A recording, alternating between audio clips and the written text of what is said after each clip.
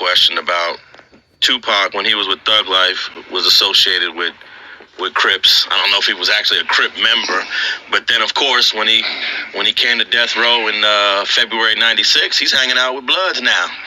Did anyone over there, James, have something to say about, dude, you was hanging out with CRIPS, now you over here with us? Well, I don't think too many people did, but I've always had a problem. When Tupac came, like I said, he was cool, but then when he got with us, and then they saying they was he got a tattoo of the mob put on him. Now that's something totally different.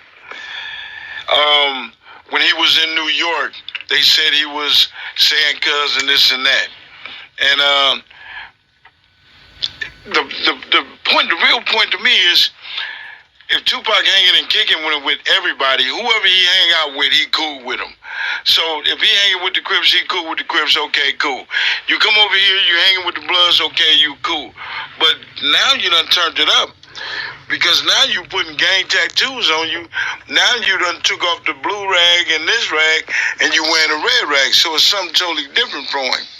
Something totally different. I don't think he was ready to step his game up like that. You hear Tupac speak a lot about how he brought gangsters to the studios and all of this other shit, but you can't do both sides. You can't be from both sides. Well, I mean, with this Transformer is all in the history of Los Angeles gang banging, right? But it's different because you're coming from New York. New York bang totally different than how LA do. You know what I'm saying? They got cliques. So maybe he was into the clique shit. You know what I'm saying? And then now you coming to California and you coming to death row, and then first you humble, and now you just let the real Tupac out. So now you dealing with some greedy cats, some hungry cats, should I say, and your whole mentality done flipped. It changed. You are totally different. You ain't even acting like Tupac in a sense. That wilding out, spitting on people and all that bullshit, it escalated to something different. Now you taking off on people. In fairness, that's what's Pac.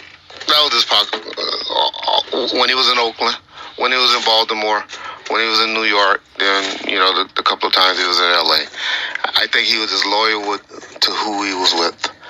And some would call it no loyalty, a person like yourself that just deal with one territory or one turf. And I think that's the difference between Pac, one of the difference between Pac and Nipsey, where Nipsey always was with the 60s and stuff like that. And so that's why, he seemed like he did more for his hood in the 60s and stuff like that, where Pac was. We can think of 5 different places where he was at. When I think of Pac, he doesn't have an identity that's associated with a city or a town. Because he has no identity in that sense. I can think of 5 places where people would think, oh, he's from here. We can have a conversation right now. Dudes from Oakland and Marine County and all that. He was from Oakland. He was from the Bay. We can talk to some dudes in New York. Be like, no, he was from here. Baltimore. He started off here. Then don't his music depict everywhere he was at? That's what he was rapping. Yeah, but his biggest music came that double CD Death Row, LA. Yeah, that's so now he's what's the MOB? MOB. And Mom and James, tell us what MOB stand for in your Money mind. Over bitches. Money over bitches, and that's all he was hollering. He was hollering. Some people will say members of the blood. Some will say members of the mob or the mob. No. But that's what y'all. And this is a person that's in it. No, Tupac actually had the mob tattooed on him. Hammer did too. When he did that, but I didn't know Hammer. See, that's something that didn't open the door for some other shit. Hammer did too. So that what kills that theory. I really do believe he was claiming the hood. He was starting to claim the hood because that's just how he was in his last 11 months of his life. I truly believe that. I believe that's why Bogart and Big SYKE stopped really messing with him as tough as they did, because they saw that and they observed that. But how close was he with Big SYKE and them? Big SYKE was there up until about the last 2 or 3 months of his life. He was hanging around. Even after he got out of jail, after Suge bailed Pac out, he was still associating with Big SYKE. Every day.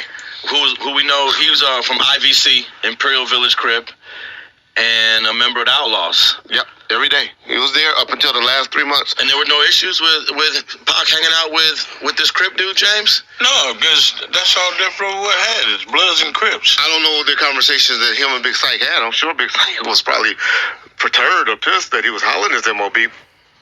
I don't know the timelines when Pac got the MOB tatted on the back of his arm.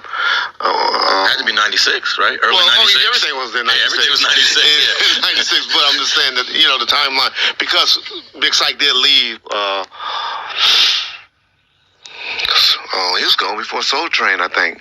Now, so Big Syke might have been gone by 8. After he got out of jail, after Suge bailed Pac out, he was still associating with Big Syke. Every day.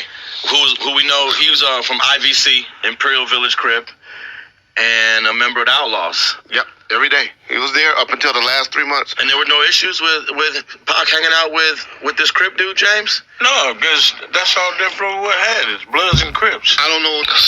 He was gone before Soul Train, I think. Now, so Big Syke might have been gone by April.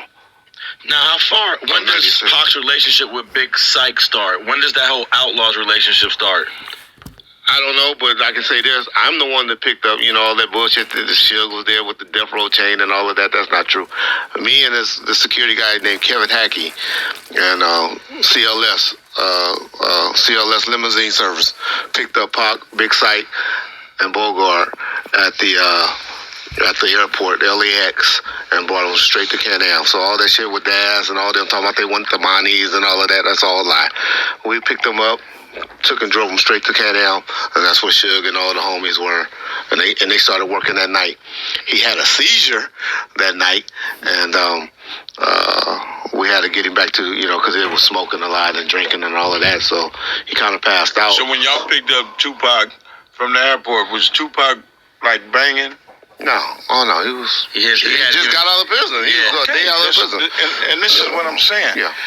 He don't have no more than 8 months 11. with the homies. 11. Not even 11, because he got killed in September. Exactly.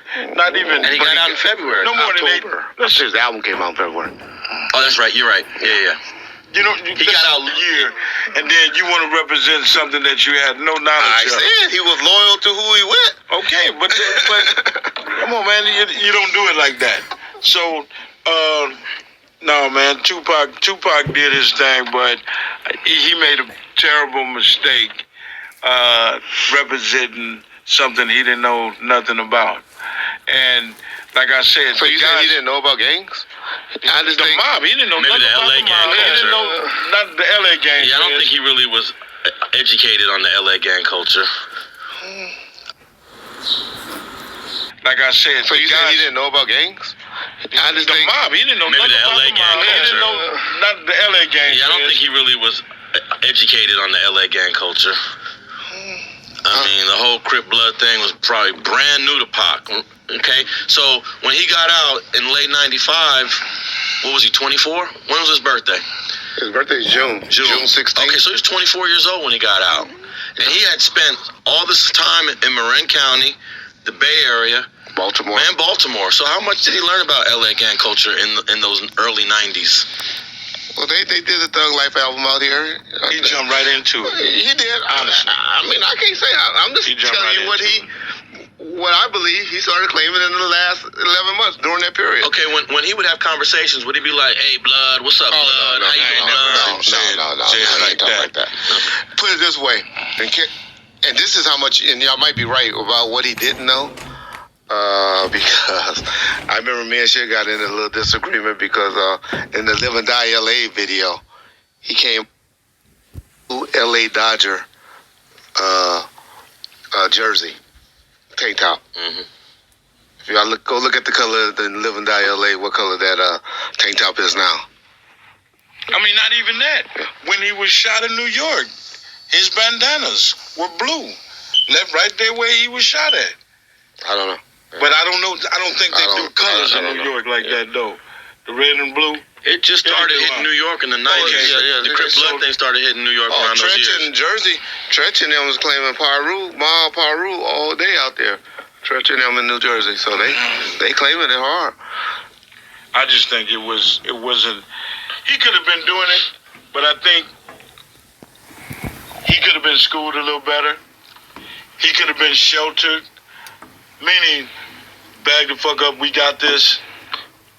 He took off. I don't care. He took off. He took off quick. And this is I where don't care me and Reggie disagree. Yeah. You can't take off on nothing you don't know of. Oh, I'm not saying that. I'm talking ain't about he never took met off. When I'm saying took Orlando. off, he took off running quick. I'm just saying. Yeah. He just Well, like well, a cannon. And if you they a couldn't gangster stop from it. Cali Yeah. and you done lost your shit, somebody done took it from you, and you a gangster, and I see the dude that did me, I'm going after him. I'm not finna whisper to Tupac of all people. I'm not gonna holler at Tupac.